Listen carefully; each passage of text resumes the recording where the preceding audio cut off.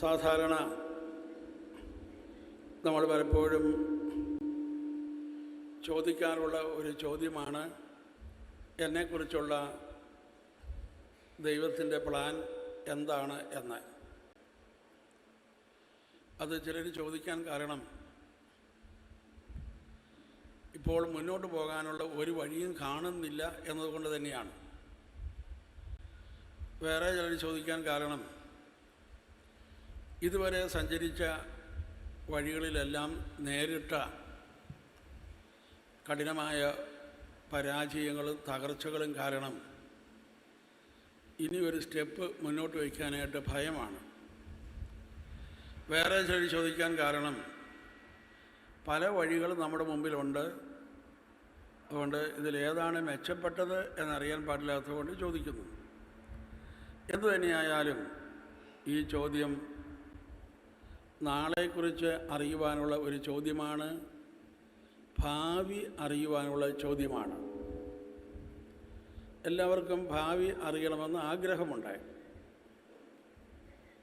എന്നാൽ പ്രിയപ്പെട്ടവരെ, നമ്മളൊരു കാര്യം മനസ്സിലാക്കേണ്ടത്, ദൈവം നമ്മളെ ഈ ഭൂമിയിലേക്ക് ജനിപ്പിക്കുമ്പോൾ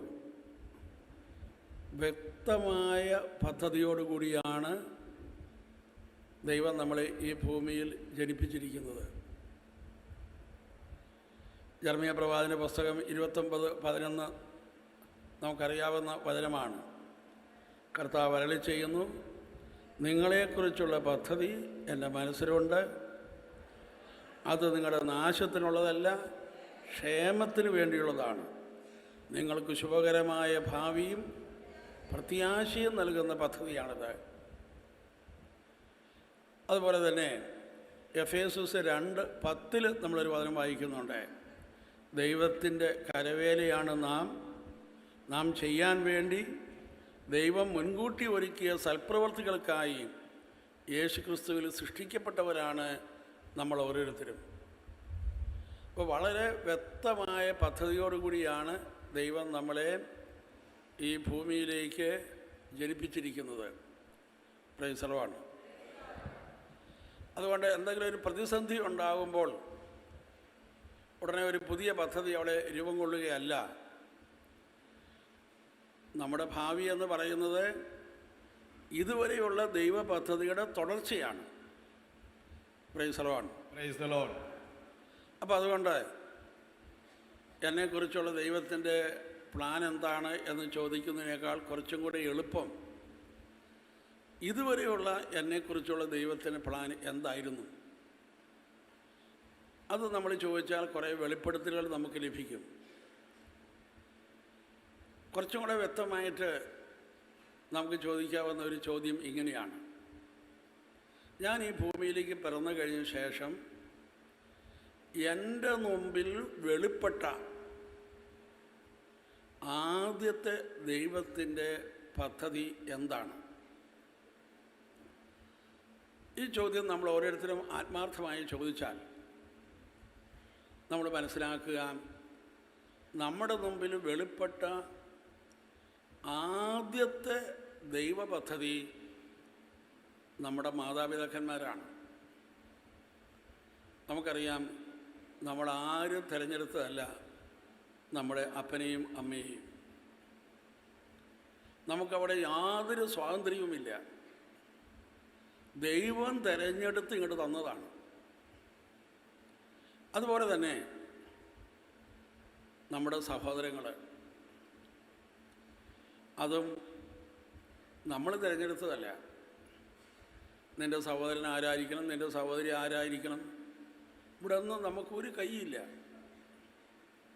ഇനി മാതാപിതാക്കന്മാർക്ക് പോലും അവരൊരു കുഞ്ഞിനെ മാത്രമേ ആഗ്രഹിച്ചുള്ളൂ. അത് നീ തന്നെ ആയിരിക്കട്ടെ എന്ന് തീരുമാനിച്ചത് ദൈവമാണ്. Price the Lord. Praise the Lord. അതുപോലെ നമ്മൾ പിറന്ന കുടുംബം ദൈവമാണ് അത് തിരഞ്ഞെടുത്ത് തന്നത്. നമുക്കവിടെ ഒരു സ്വാതന്ത്ര്യവുമില്ല. സ്വർഗത്തിൽ നിന്ന് ദൈവം തിരഞ്ഞെടുത്ത് തന്നതാണ് ഈ പറഞ്ഞ ഘടകങ്ങളെല്ലാം. അപ്പം നമ്മുടെ മുമ്പിൽ വെളിപ്പെട്ട ആദ്യത്തെ ദൈവഭക്തി എന്തെന്ന് ചോദിച്ചാൽ അത് നമ്മുടെ മാതാപിതാക്കന്മാരാണ്, അതുപോലെ നമ്മുടെ സഹോദരങ്ങളാണ്, നമ്മുടെ കുടുംബമാണ്. ആട്ടെ, ഈ ദൈവ പദ്ധതി ഞാൻ ഇതുവരെയും എൻ്റെ ഉള്ളുകൊണ്ട് സ്വീകരിച്ചിട്ടുണ്ടോ?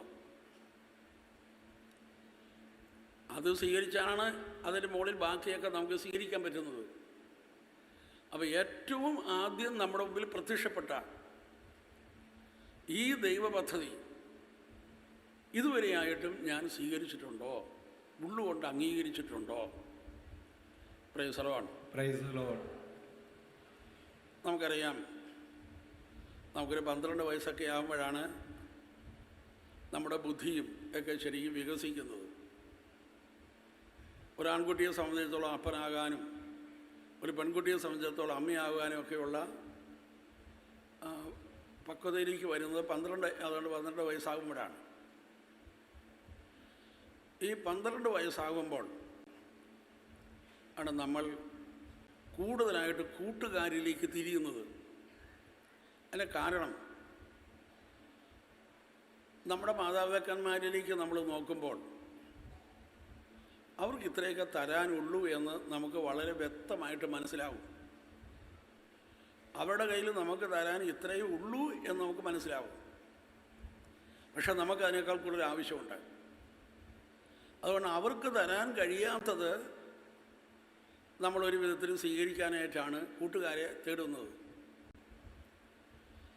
കൂട്ടുകാരെ തേടി കുറച്ച് മുന്നോട്ട് പോയി കഴിയുമ്പോൾ നമ്മൾ അവിടെയും തൃപ്തരല്ല.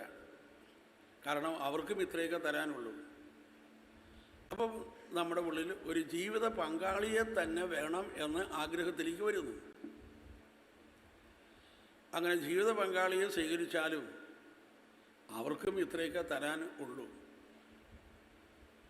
എന്നാൽ നമ്മുടെ ഉള്ളിൽ ആഗ്രഹങ്ങൾ അങ്ങനെ കിടക്കുകയാണ്. മാതാപിതാക്കന്മാർക്ക് സാധിച്ചു തരാൻ പറ്റുന്നില്ല, നമ്മുടെ കൂട്ടുകാർക്ക് ഇത്രയൊക്കെ തരാൻ സാധിച്ചിട്ടുള്ളൂ, ജീവിത പങ്കാളിക്കും ഇത്രയൊക്കെ തരാൻ സാധിക്കുന്നുള്ളൂ. അപ്പം നമ്മുടെ എല്ലാവരുടെയും ഉള്ളിൻ്റെ ഉള്ളിൽ ഒരു വ്യക്തമായ ഒരാഗ്രഹം രൂപം കൊള്ളുന്നുണ്ട്. കുറച്ചും കൂടെ ഒരു പൂർണ്ണനായ ഒരപ്പനെ കിട്ടിയിരുന്നെങ്കിൽ, എല്ലാം തികഞ്ഞ ഒരമ്മയെ കിട്ടിയിരുന്നെങ്കിൽ, എല്ലാം തികഞ്ഞ ഒരു കുടുംബത്തിൽ ഞാൻ പിറന്നിരുന്നെങ്കിൽ, ഈ ആഗ്രഹം എല്ലാ വ്യക്തികളുടെ ഉള്ളിൽ ഉണ്ടാകുന്ന ഒരാഗ്രഹമാണ്. എൻ്റെ അപ്പൻ കുറച്ചും കൂടെ സമ്പത്തുള്ളവനായിരുന്നെങ്കിൽ, കുറച്ചുകൂടെ സൗന്ദര്യമുള്ളവനായിരുന്നുവെങ്കിൽ, കുറച്ചും കൂടെ എന്നെ മനസ്സിലാക്കുന്ന സ്നേഹമുള്ള വ്യക്തിയായിരുന്നെങ്കിൽ, കുറേ സ്വാധീനമുള്ള വ്യക്തിയായിരുന്നെങ്കിൽ ഇന്നെന്തായിരുന്നേനെ എൻ്റെ സ്ഥിതി? അപ്പോൾ എല്ലാവരുടെയും ഉള്ളിൻ്റെ ഉള്ളിൽ ഈ ഒരു ആഗ്രഹം, എല്ലാം തികഞ്ഞ ഒരപ്പന് വേണ്ടി, എല്ലാം തികഞ്ഞ ഒരമ്മയ്ക്ക് വേണ്ടിയുള്ള ആഗ്രഹം, ദാഹം, വിശപ്പ് എല്ലാവരുടെയും ഉള്ളിൽ ഉണ്ട്. ഈ വിശപ്പും ദാഹവും പൂർണ്ണമായിട്ടും അവസാനിക്കുന്നത് ഈശോ നമ്മുടെ മുമ്പിൽ അവതരിപ്പിച്ച, ഈശോ നമുക്കായി തന്ന ഈശോയുടെ പിതാവിനെ നാം സ്വന്തം പിതാവായിട്ട് സ്വീകരിക്കുമ്പോഴാണ് നമ്മുടെ ഈ വിശപ്പ് ശാന്തമാകുന്നത്. Praise the Lord. Praise the Lord. അപ്പോൾ ഒരു കാര്യം നമുക്ക് വ്യക്തമായി, നമ്മുടെ ഉള്ളിലുണ്ടായ ഈ പൂർണ്ണനായ അപ്പന് വേണ്ടിയും പൂർണ്ണനായ അമ്മയ്ക്കും വേണ്ടിയുള്ള ഈ ദാഹം സ്വർഗസ്ഥനായ പിതാവിനെ സ്വീകരിക്കാൻ വേണ്ടി അവിടുന്ന് നൽകിയിട്ടുള്ളതാണ്. Hallelujah, hallelujah, hallelujah. നമ്മുടെ മാതാപിതാക്കന്മാർ എല്ലാം തികഞ്ഞവരായിരുന്നുവെങ്കിൽ നമ്മൾ അവരോട് ഒട്ടിച്ചേർന്ന് ഓരം ചേർന്ന് അവിടെ ഇരുന്നേനെ. കാരണം നമുക്ക് ആവശ്യമുള്ളതെല്ലാം അവരുടെ കയ്യിലുണ്ട്. എന്നാൽ അവരുടെ കുറവുകളാണ് നമ്മളെ സാഹോദര്യ ബന്ധത്തിലേക്കും ജീവിത പങ്കാളിയിലേക്കും എല്ലാറ്റിനുപരിയായി സ്വർഗസ്ഥനായ പിതാവിനെ സ്വീകരിക്കുവാനായിട്ടും നമ്മുടെ ഉള്ളിൻ്റെ ഉള്ളിൽ പ്രേരണ നൽകിക്കൊണ്ടിരിക്കുന്നത്. Praise the Lord. Praise the Lord. Hallelujah. Hallelujah. Hallelujah. Hallelujah. നാം യേശുവിനെ അറിഞ്ഞത് വഴി നമുക്ക് ലഭിച്ച ഏറ്റവും വലിയ അനുഗ്രഹമാണ് നമുക്കൊരപ്പനെ കിട്ടി എന്നത്. ലോക ചരിത്രത്തിൽ ആദ്യമായി ദൈവത്തെ പിതാവേ എന്ന് വിളിക്കുന്നത് യേശുവാണ്. യേശു ദൈവത്തെ പിതാവേ എന്ന് വിളിച്ചപ്പോൾ യഹൂദന്മാരെല്ലാം ഇളകി. ഇവനാരാണ് ദൈവത്തെ കയറി പിതാവേ എന്ന് വിളിക്കാൻ? എന്നാൽ യേശു ദൈവത്തെ പിതാവേ എന്ന് വിളിക്കുക മാത്രമല്ല, നമ്മുടെ എല്ലാവരുടെയും ചുണ്ടത്ത് സ്വർഗസ്ഥനായ ഞങ്ങളുടെ പിതാവേ എന്ന പ്രാർത്ഥന വെച്ചു തന്നു. എന്നിട്ട് നമ്മളോട് പറഞ്ഞു, നിങ്ങൾ വിളിച്ചു കൊള്ളുക. അപ്പോൾ നമുക്ക് ലഭിച്ച വലിയ ഒരു അനുഗ്രഹമാണ് ഈശോയുടെ പിതാവിനെ നമുക്കും പിതാവേ എന്ന് വിളിക്കുവാനുള്ള ഭാഗ്യം ലഭിച്ചു എന്നത്. Praise the Lord. Praise the Lord. Hallelujah. Hallelujah. Isho നമ്മുടെ മുമ്പിൽ അവതരിപ്പിക്കുന്ന ഈശോയുടെ ഈ പിതാവ് നമ്മൾ മനസ്സിലാക്കണം. നമ്മൾ പഴയ നിയമത്തിലേക്കൊക്കെ നോക്കുമ്പോൾ അവിടെ ദൈവത്തിൻ്റെ മുഖം ഒരു പക്ഷേ നമ്മുടെ മനസ്സിൽ ഈ ദൈവം പെട്ടെന്ന് കോപിക്കുന്നൊരു ദൈവമാണ്, പെട്ടെന്ന് ശിക്ഷിക്കുന്നൊരു ദൈവമാണ്, നമ്മളെ വിധിക്കുന്നൊരു ദൈവമാണ്, ഇങ്ങനെയൊക്കെയുള്ള ചില ചിത്രങ്ങൾ എങ്ങനെയോ നമ്മുടെ ഉള്ളിൽ കെട്ടിക്കിടപ്പുണ്ട്. എന്നാൽ അതേ സമയത്ത് തന്നെ പഴയ നിയമത്തിലെ ദൈവത്തിൻ്റെ കരുണയും നിത്യമായ സ്നേഹവും ഒക്കെ നമ്മൾ പഴയ നിയമത്തിൽ കാണുന്നുണ്ട്. എന്നാലും പഴയ നിയമത്തിലെ ദൈവത്തെക്കുറിച്ച് നമ്മൾ വായിക്കുമ്പോഴൊക്കെ ഒരു ഭയത്തിൻ്റെ, ഒരു കോപിക്കുന്ന ദൈവത്തിൻ്റെയൊക്കെ ചിത്രമാണ് നമുക്ക് കിട്ടുന്നത്. എന്നാൽ ആ ധാരണകളെ മുഴുവനും മാറ്റിക്കളഞ്ഞുകൊണ്ട് യേശു ദൈവപിതാവിൻ്റെ മുഖം നമ്മുടെ മുമ്പിൽ പ്രകാശിപ്പിച്ചു. Praise the Lord. Praise the Lord. നമ്മൾ യോഹന്നാൻ എഴുതിയ സുവിശേഷത്തിൽ നമ്മൾ വായിക്കുന്നുണ്ട്, ഫിലിപ്പോസ് ഈശോയോട് ചോദിച്ചു, പിതാവിനെ കാണിച്ചു തരണമേ എന്ന്. ഞങ്ങൾക്കത് മതി. അപ്പോൾ ഈശോ പറഞ്ഞു, എന്നെ കാണുന്നവൻ പിതാവിനെയും കാണുന്നു. എന്നിട്ട് ഈശോ ഒരു കാര്യം വ്യക്തമാക്കി, ഞാൻ ചെയ്യുന്ന എല്ലാ പ്രവൃത്തികളും എൻ്റെ പിതാവ് എനിക്ക് കാണിച്ചു തന്നാണ് ഞാൻ ചെയ്യുന്നത്. പിതാവ് പറഞ്ഞിട്ടാണ് ഞാൻ ചെയ്യുന്നത്. ഞാൻ എന്തെങ്കിലും ചെയ്തിട്ടുണ്ടെങ്കിൽ അത് പിതാവ് പറഞ്ഞിട്ട് ചെയ്തതാണ്. പിതാവ് പറഞ്ഞിട്ടുണ്ടെങ്കിൽ ഞാൻ ചെയ്തിട്ടുണ്ട്, ഞാൻ ചെയ്തിട്ടുണ്ടെങ്കിൽ പിതാവ് പറഞ്ഞിട്ടുണ്ട്, പിതാവ് പറഞ്ഞിട്ടുണ്ടെങ്കിൽ ഞാനത് ചെയ്തിട്ടുമുണ്ട്. അപ്പം നമുക്ക് യഥാർത്ഥ ദൈവത്തിൻ്റെ മുഖം നാം യേശു ക്രിസ്തുവിലാണ് കാണുന്നത്. ആ യേശുവിലേക്ക് നമ്മൾ വരുമ്പോൾ നമുക്ക് വ്യക്തമാകും, നമ്മുടെ ഉള്ളിൻ്റെ ഉള്ള് ആഗ്രഹിച്ചു കൊണ്ടിരുന്ന എല്ലാം തികഞ്ഞ ഒരു അപ്പന് വേണ്ടിയുള്ള ആഗ്രഹമുണ്ടല്ലോ, ആ എല്ലാം തികഞ്ഞ അപ്പൻ ഈ യേശു അവതരിപ്പിച്ചിരിക്കുന്ന ഈശോയുടെ പിതാവാണ്. Price the Lord. Praise the Lord. Hallelujah. Hallelujah. Hallelujah. Hallelujah. Hallelujah. Hallelujah. ആ സ്വർഗസ്ഥനായ പിതാവിനെ നമ്മൾ സ്വീകരിക്കുമ്പോഴാണ് നമ്മുടെ ഉള്ളിൻ്റെ ഉള്ളിൽ ആ എല്ലാം തികഞ്ഞ പിതാവിന് വേണ്ടിയുള്ള ആഗ്രഹം പൂർണ്ണമായി തീരുന്നത്. ഹല്ലേലൂയ. ഹല്ലേലൂയ.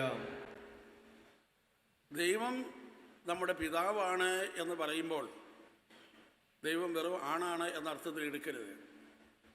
ദൈവത്തിൽ 100% അപ്പൻ്റെ സ്നേഹവും 100% അമ്മയുടെ സ്നേഹവും നിറഞ്ഞു നിൽക്കുകയാണ്. പെറ്റമ്മ കുഞ്ഞിനെ മറന്നാലും ഞാൻ നിന്നെ മറക്കുകയെന്ന് പറയുമ്പോൾ സങ്കീർത്തനം 27 നമ്മൾ വായിക്കുന്നു, അപ്പനും അമ്മയും നിന്നെ ഉപേക്ഷിച്ചാലും ഞാൻ നിന്നെ ഉപേക്ഷിക്കുകയില്ല എന്ന് പറയുമ്പോൾ ഇതാ ആ സ്വർഗസ്ഥനായ പിതാവ് 100% പിതാവിൻ്റെ സ്നേഹവും 100% മാതൃസ്നേഹവും നിറഞ്ഞ സാന്നിധ്യമാണ്. Hallelujah, hallelujah, hallelujah. ഹല്ലേലൂയ. നമ്മുടെ മാതാപിതാക്കന്മാരെല്ലാം ബലഹീനരാണ്. ഒരു അപ്പനും അമ്മയിലും 100% അപ്പൻ്റെ സ്നേഹവും 100% അമ്മയുടെ സ്നേഹവും ഒന്നും ഇരിപ്പില്ല.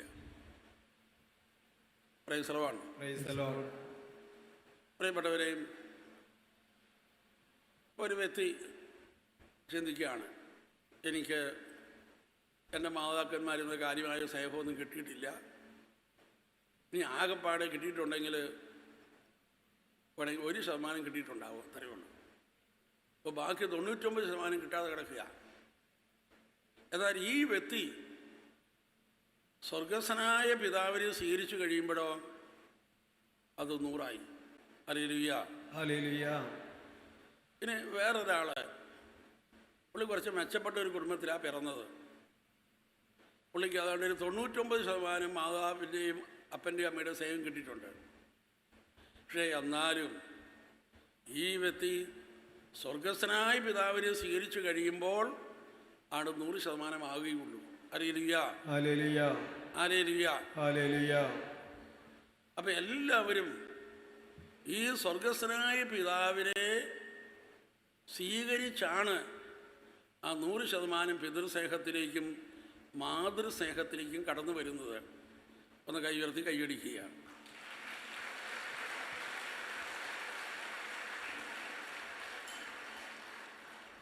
Hallelujah, hallelujah. അപ്പോൾ നമ്മൾ എങ്ങനെയാണ് ഈ സ്വർഗസ്ഥനായ പിതാവിനെ സ്വീകരിക്കാനായിട്ടുള്ള ആ വിശപ്പും ദാഹവും നമുക്കുണ്ടായത് എങ്ങനെയാണ്? അത് നമ്മുടെ മാതാപിതാക്കന്മാരുടെ കുറവ് മൂലമാണ് നമുക്ക് ഈ വിശപ്പും ദാഹവും ഉണ്ടായത്. അവരെല്ലാം തികഞ്ഞവരായിരുന്നുവെങ്കിൽ നമ്മൾ അവരോട് ചേർന്ന്, കാരണം നമുക്ക് ആവശ്യമുള്ളതെല്ലാം അവിടെ കിട്ടും. പക്ഷെ അവരുടെ കുറവാണ് നമ്മളെ ഈ സ്വർഗസ്ഥനായ പിതാവിനെ സ്വീകരിക്കുവാനായിട്ട് നമ്മളെ തയ്യാറാക്കിയത്, ഒരുക്കിയത്. Price the Lord. Praise the Lord. ചില വലിയ ഹോട്ടലിലൊക്കെ ചെന്നാൽ ആദ്യം അവർ വിളമ്പുന്നത് ആപ്പിറ്റൈസറാണ്. അതായത് ഇനി അവർ വിളമ്പാൻ പോകുന്ന ഭക്ഷണം കഴിക്കുവാനുള്ള വിശപ്പുണ്ടാകാനുള്ള സാധനമാണ് ആദ്യം അവർ തരുന്നത്. അപ്പോൾ അത് തരുന്നത് ഇനി അവർ വിളമ്പാൻ പോകുന്ന സമൃദ്ധമായ ഭക്ഷണം കഴിക്കുവാനായിട്ട് നമ്മളെ തയ്യാറാക്കുകയാണ്. ആപ്പിറ്റൈസറാണ് അവർ വിളമ്പുന്നത്. ഇതുപോലെ സ്വർഗസ്ഥനായ പിതാവിനെ സ്വീകരിക്കുവാനുള്ള ആപ്പിറ്റൈസറാണ് നമ്മുടെ ഈ മാതാപിതാക്കന്മാരെ. Hallelujah, hallelujah. അവർക്ക് എന്തുമാത്രം കുറവുണ്ടോ അത്രയും വിശപ്പ് നമുക്കുണ്ടായിട്ടുണ്ട്. Hallelujah, hallelujah, hallelujah, hallelujah. എന്ന് ചില ആളുകളൊക്കെ ദൈവത്തെ പോലും ചോദ്യം ചെയ്യുന്നതിൻ്റെ ഒരു കാരണം, ദൈവം എന്തുകൊണ്ടാണ് എനിക്ക് ഇങ്ങനെ ഒരു അപ്പനും അമ്മയും തന്നത്? എന്നിട്ട് നമ്മൾ അയൽവക്കത്തോട് നോക്കിയിട്ട് പറയും, കണ്ടോ ദൈവം അവന് കുറച്ചുകൂടെ മെച്ചപ്പെട്ട അപ്പനും അമ്മയും കൊടുത്തു. എന്നെ ദൈവം ജനിപ്പിച്ച് വളരെ തകർന്ന ഒരു കുടുംബത്തിൽ, അവനെ ജനിപ്പിച്ച് എത്രയോ മെച്ചപ്പെട്ട കുടുംബത്തിലാണ്. അവനങ്ങനെ മെച്ചപ്പെട്ട കുടുംബത്തിൽ ജയിക്കാനായിട്ട് അവൻ്റെ ഭാഗത്ത് എന്തെങ്കിലും യോഗ്യതയുണ്ടോ? എൻ്റെ ഭാഗത്തു നിന്ന് ഞാൻ എന്തെങ്കിലും കുഴപ്പം കാണിച്ചിട്ടുണ്ടോ? ഇല്ല. പിന്നെ എന്തുകൊണ്ടാണ് ദൈവം അങ്ങനെ ഒരു പന്തിയിൽ 2 വിളമ്പ് വിളമ്പുന്നത്? ചില ആളുകൾ ഈ ഒറ്റ കാരണം പറഞ്ഞുകൊണ്ട് ദൈവത്തിൽ നിന്ന് അകന്നു പോകുന്ന ആളുകളുണ്ട്. കണ്ടില്ലേ?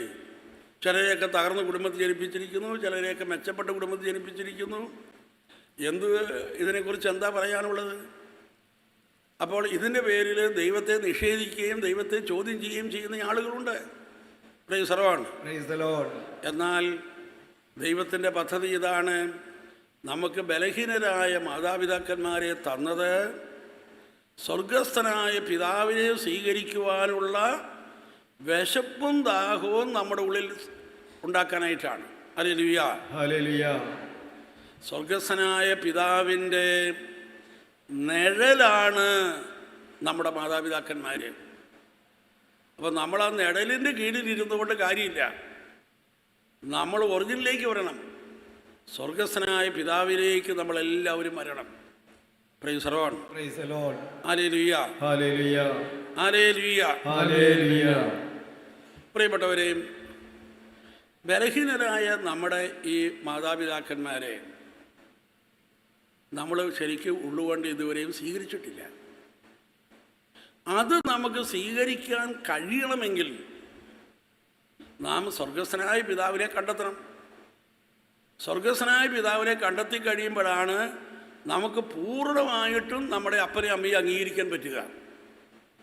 അല്ലാത്തവരൊക്കെ അപ്പനും അമ്മയും അംഗീകരിച്ചിട്ടുണ്ട് എന്നൊക്കെ പറഞ്ഞാൽ പോലും ചിലർ എന്ത് ചെയ്യാൻ, കിട്ടിപ്പോയില്ലേ, നമുക്കൊന്നും ചെയ്യാൻ പറ്റിയല്ലോ, അങ്ങനെ സഹിക്കുകയാണ് ചിലർ.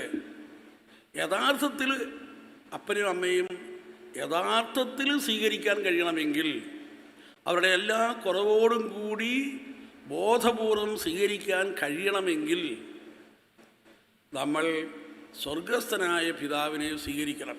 Hallelujah, hallelujah, hallelujah, hallelujah.